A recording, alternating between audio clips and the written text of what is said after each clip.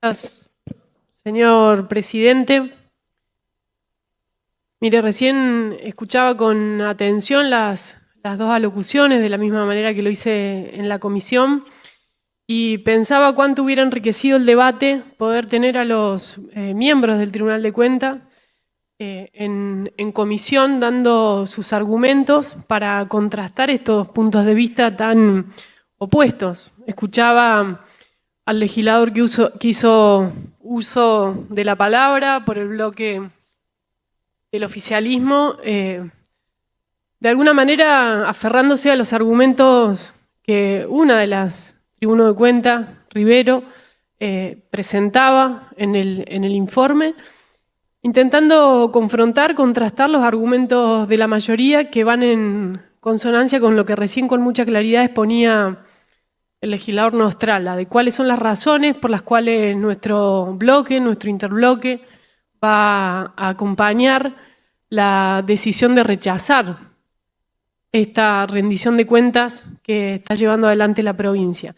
Y el principal punto que hubiera sido interesante escuchar tiene que ver con la situación de Córdoba. Lo venimos diciendo desde el comienzo del año. ¿Dónde está parada Córdoba? ¿Es Córdoba una provincia con superávit? ¿Es Córdoba una provincia con déficit? Y escuchamos dos argumentos bien distintos y vemos en los números dos argumentos bien distintos. Pero más allá de lo que se dijo y de la exposición de una de las tribunas de cuentas en su informe de minoría, que sostiene de alguna manera esta posición de que Córdoba es una provincia superavitaria, cuando nosotros volvemos a ceñirnos a los números y miramos los mismos datos que el oficialismo envió en su cuenta de inversión, específicamente en el anexo 2, que refiere al estado financiero, en una de las planillas de estado de recursos y gastos al 31 de diciembre de 2023, cuando allí se enuncian el total de gastos y bien en letra mayúscula se pone el superávit. Luego abajo, en siglas, aparece una palabra que dice REC-PAM, resultado por exposición al cambio en el poder adquisitivo de la moneda. Eso quiere decir, señor presidente, no es ni más ni menos que el ajuste por la inflación. Ahí es el mismo oficialismo, cuando envía la cuenta de inversión, quien pone al final, bajo un ítem que llama diferencia, que no es más ni menos que déficit de la Administración Central, 271.000 millones de pesos. Hubiera sido interesante este debate darlo en profundidad porque creo que Córdoba merece saber dónde estamos parados, cuál es la realidad y, en definitiva, cuál es la situación a la que se enfrentan también las próximas generaciones por el volumen de deuda. Este es un punto que además también tiene que ver con el volumen de deuda en dólares, con el porcentaje que representa más del 99% de la deuda de Córdoba en dólares, en un escenario obviamente de un impacto muy fuerte del salto cambiario. De manera que esto es uno de los principales motivos que a nosotros nos lleva a acompañar el dictamen de la mayoría del Tribunal de Cuentas que sugiere el rechazo de la cuenta de inversión, que tiene que ver con no reconocer la situación donde está Córdoba. La segunda, y me alegró profundamente escuchar de boca del miembro informante del oficialismo el reconocimiento de que Córdoba tiene un problema con su política de ingresos y que también lo venimos señalando hace mucho tiempo y que formó parte en su momento de una discusión a nivel nacional que fue la del consenso fiscal, que es que no puede sostenerse la estructura de ingresos tributarios de una provincia sobre un impuesto tan inequitativo, tan regresivo como lo es ingresos brutos. Córdoba tiene, se dijo acá, un 82,9% de sus ingresos, es decir, más de 8 de cada 10 pesos que recauda viene de ingresos brutos. Si nosotros esto lo comparamos con las series anteriores, vamos a ver que durante otros gobiernos este porcentaje no llegaba a ser del 62-65%. El incremento que ha tenido Córdoba de ingresos brutos es algo que impacta de manera directa en el bolsillo de la gente. Bien se dijo, se reconoció acá que es un mal impuesto. Es un impuesto que opera en cascada, es un impuesto que impacta sobre toda la actividad productiva, es un impuesto que en definitiva forma parte de eso que se conoce como el costo Córdoba y que afecta la productividad de nuestra provincia. Pero sobre todas las cosas es un impuesto inequitativo, porque terminan pagando igual las personas que tienen ingresos por debajo de la canasta básica que quien tiene un sinnúmero de propiedades o ingresos muy superiores del promedio provincial. Entonces, esta es una política que la provincia de Córdoba debiera revisar. Se dijo también, se mostró y lo hace el informe de la minoría del Tribunal de Cuentas, que Córdoba está bien cuando lo comparamos con el resto de las provincias. Y hay una palabra en los gráficos que vimos en pantalla, que es en promedio. Cuando miramos el promedio de la tasa de ingresos brutos, Córdoba aparece relativamente bien posicionada. Lo que no se dice es que cuando miramos la tasa general de ingresos brutos, la que paga la gran mayoría de los sectores, por ejemplo el comercio en la provincia de Córdoba, esta es de 4,75. Por ejemplo, Santa Fe, una provincia a la que nos gusta compararnos, con la que competimos también en términos de la instalación de actividades productivas, tiene una tasa general de 3,5%, Ciudad de Buenos Aires de 3%. Es decir, Córdoba está muy lejos de estas provincias o de o el caso de Ciudad Autónoma de Buenos Aires con lo que nos gusta compararnos. Es decir, ahí hay un problema, la estructura de donde se sostienen los ingresos de la provincia de Córdoba, a partir de los últimos años de este gobierno, viene incrementando este criterio inequitativo. Y también digo, cuando miramos la serie histórica de los últimos 23 años, es el año en donde la tasa de ingresos brutos representa la mayor proporción de toda la serie. Es decir, no vienen disminuyendo, no viene mejorando, no viene yendo a otro tipo de impuestos que son menos regresivos, como por ejemplo los impuestos a la propiedad, sino que por el contrario viene esto creciendo. Me hace acordar a algo un ejemplo que pone muchas veces quien fuera decano de la Facultad de Ciencias Económicas, Kiko Blanco. Él decía, cuando se hablaba de los promedios, si imaginamos que a una persona le ponemos un pie en hielo seco y el otro pie sobre las brasas, le van a preguntar cómo se siente y va a decir en promedio estoy bien, pero probablemente termine con los dos pies amputados. Eso es lo que pasa hoy en Córdoba con muchos sectores que tienen una enorme presión tributaria fundada en esta tasa general de ingresos brutos tan alta. En tercer lugar, presidente, hay otra razón que a nosotros nos motiva, nos lleva al rechazo a esta cuenta de inversión y que tiene que ver con que gran parte de los gastos de la provincia, diríamos 2 de cada 3 pesos que se gastan, están por fuera del control del Tribunal de Cuentas. Lo venimos denunciando también en aquella maniobra que llevaron adelante Artera antes que cambie la composición de esta legislatura, tratando de vaciar de poder al órgano de control, al Tribunal de Cuentas, en lo que es el control preventivo del gasto, en lo que es el control posterior del gasto, en lo que es el control concomitante. ¿Para qué está? Bueno, para cuidar los recursos que son de todos los ciudadanos, que son de todos los cordobeses. ¿Y qué ha hecho la provincia con esa maniobra? Detrae todo lo que son los fondos que se gastan a través de las agencias, entre otras, de este control preventivo. Y en particular, allí, cuando nosotros miramos, por ejemplo, lo que son los planes de inversión, la mitad, el 49,9%, fueron por fuera de la administración centralizada. La mitad de los fondos por fuera de la administración centralizada, por fuera del control del Tribunal de Cuentas.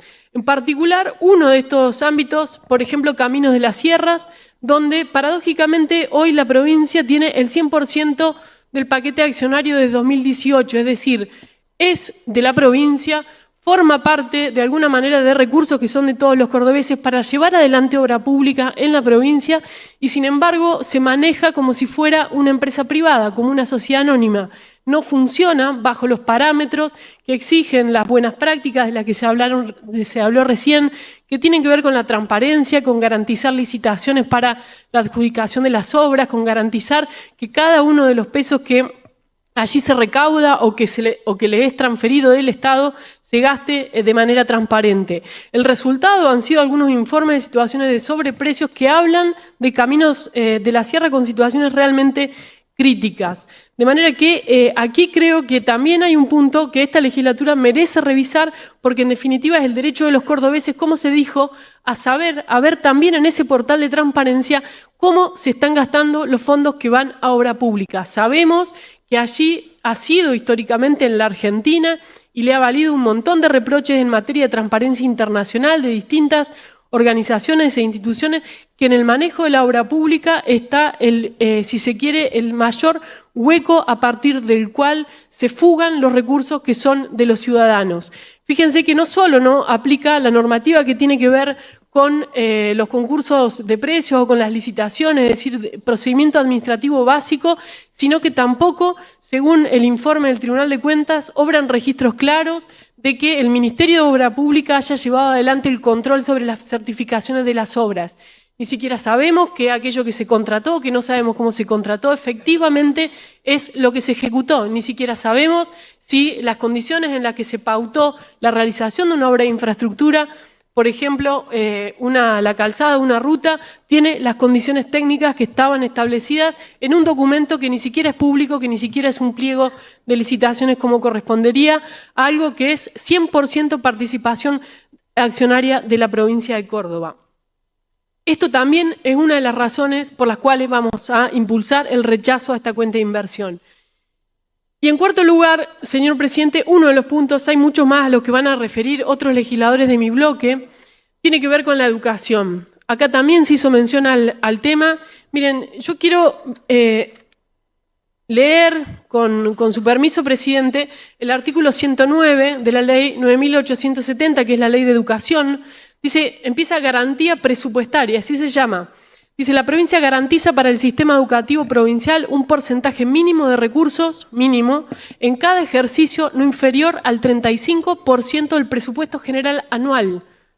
Para dar cumplimiento a dicha obligación y a los demás objetivos fijados en la presente ley, el Gobierno de la provincia de Córdoba asignará los fondos presupuestarios que fueren necesarios, afectando recursos tributarios y no tributarios, corrientes y extraordinarios, y en su caso propiciará la creación de tributos, impuestos, tasas retributivas de servicios y otros, y o tomará financiamiento del sistema financiero nacional e internacional. Punto. Termina el artículo. En ningún lado, de ningún modo, en ninguna ley se puede interpretar que esta orden tan clara de afectar esta garantía presupuestaria de 35% del presupuesto general anual debe hacerse detrayendo aquellos fondos que tienen afectación específica. No lo dice. Si ustedes quieren interpretarlo de esa manera para cumplir la ley, para no estar fuera de lo que manda hoy nuestra legislación, tienen que animarse a modificarlo. No lo han cumplido el año pasado, no lo han cumplido en los últimos años.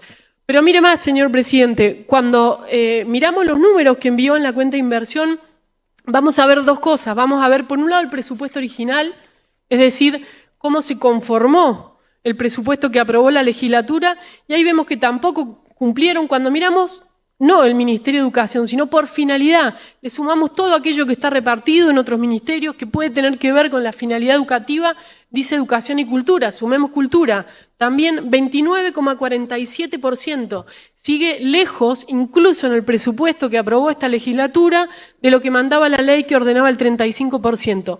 Incluso esto fue reconocido por el ministro de Educación anterior, Walter Graobar, quien en una comisión se le preguntó sobre por qué estaban incumpliendo, dijo porque con esos recursos nos faltan.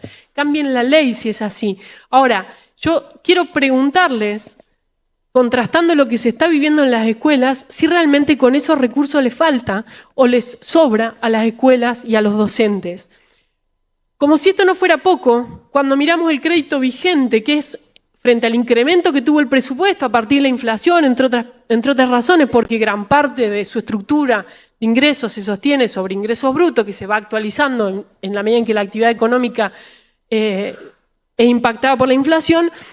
Cuando el presupuesto creció, la partida destinada a educación no creció, mientras que otras partidas crecieron al doble, al 50%, al 167%, por ejemplo, la Administración de la Seguridad, veo. Una de las que menos creció, si no la que menos creció, fue la de educación. ¿Cuánto terminó representando al crédito vigente? Es decir, al final del ejercicio, ya no era ni siquiera el 29%, era el 26,71%.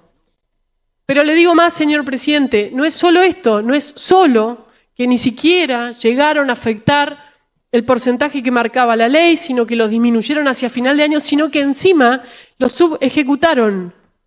No alcanzó con eso, sino que encima lo subejecutaron. Cuando miramos el mismo informe que manda el Ejecutivo en la cuenta de inversión, en la partida que tiene que ver con el Ministerio de Educación, y les invito, es la página 87, les invito a que lo revisen, cuando nos fijamos cuáles son las partidas que están subejecutadas del Ministerio de Educación, paradójicamente la que más subejecutada está es la de infraestructura escolar. Se nos dijo en la sesión pasada, de manera burlona, que nos preocupamos por las goteras en las escuelas. Claro que nos preocupamos por las goteras en las escuelas. Por supuesto que nos interesa la obra pública, la que ojalá se haga cuidando los recursos de los cordobeses, con los controles que corresponden, pero también nos importan las condiciones en las que estudian los chicos. Un informe al que tuvo acceso también el Ministerio de Educación, brindado por los delegados en cada una de las escuelas, dio cuenta de que la mitad de las escuelas de la provincia estaban sin las conexiones de gas. En una provincia que declaró la emergencia en infraestructura, declararon la emergencia en infraestructura para fondearla, pero después no lo ejecutaron. ¿Sabe cuánto ejecutaron del presupuesto que estaba en infraestructura de escuelas, presidente? El 10,39%. El programa 353, infraestructura escolar, ejecutaron el 10,39%. Otros, por ejemplo, el de la emergencia, menos del 75%. Es decir, los ítems más abandonados en materia educativa tienen que ver con infraestructura escolar. Entonces, me preguntaba qué hubiera pasado si la provincia cumplía con la meta que manda la ley, que fue hecha en un marco de la búsqueda de consenso con especialistas, con distintos actores, con la idea de legitimar la política educativa como algo de largo plazo, que Córdoba la exhibió con orgullo. Nos preguntamos cuánto es la diferencia de esos casi 10 puntos que hay entre lo que efectivamente gastaron y lo que la ley dice que debiera haber gastado, y nos preguntamos para qué hubiera alcanzado. Mire, hubiera alcanzado, ahora probablemente en un ratito más vamos a estar discutiendo sobre el estado de las escuelas PROA, para hacer 3 veces más de escuelas PROA que las que todavía no terminó de hacer la provincia. Por 3 la podríamos haber multiplicado. Para hacer casi 400 escuelas técnicas de formación profesional como la que anunciaron en San Francisco. Para darle a cada una de las escuelas, si dividimos el monto total por cada una de las instituciones educativas de la provincia, 45 millones por escuela. Para darle, en un contexto donde venimos de un paro docente que parece que está ausente del análisis del oficialismo, para darle a los docentes la recomposición salarial que están reclamando. Fíjese, un funcionario dijo hace 2 días atrás en un medio de comunicación, y ya voy cerrando, presidente, que cada punto de aumento en el salario docente representaba algo así como 1.800 millones.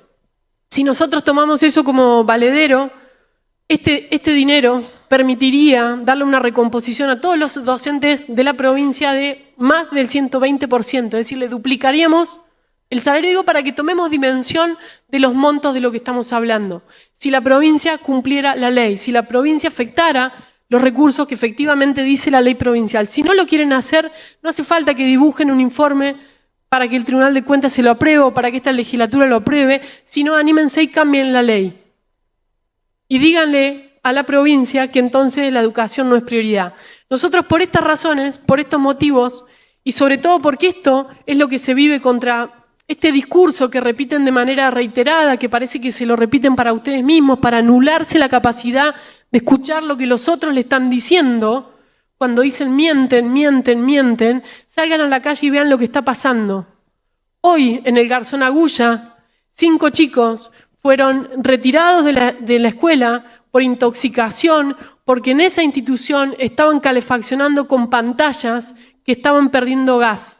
Algo que hace mucho tiempo ya debería estar fuera de todas las escuelas de la provincia y que, sin embargo, acá en la capital, acá nomás cerquita del centro, está hoy ocurriendo y está impactando sobre la calidad de vida de toda la escuela, de todos los niños, las niñas y también de sus docentes. Le pedimos por estos motivos al oficialismo que reconsidere, que analice y que ponga las prioridades donde verdaderamente dice que están, que efectivamente se note en cómo distribuyen los recursos. Dijimos hasta el cansancio, y ahora sí, presidente, ¿qué tiene que ver esto con una discusión de prioridades? Basta que miremos algunas de las comparaciones. También se nos dijo que mentíamos cuando hablábamos del presupuesto que se afectaba a publicidad. Bueno, ahí lo vimos. en los mismos números que el mismo Ejecutivo manda a esta legislatura, más de 13.000 millones, hubieran alcanzado, por ejemplo, para multiplicar por 5 veces el gasto de ciencia y tecnología que llevó adelante la provincia de Córdoba. No mentimos, los números hablan por sí solos y la realidad se impone a pedazos en la provincia de Córdoba. Nada más, muchas gracias.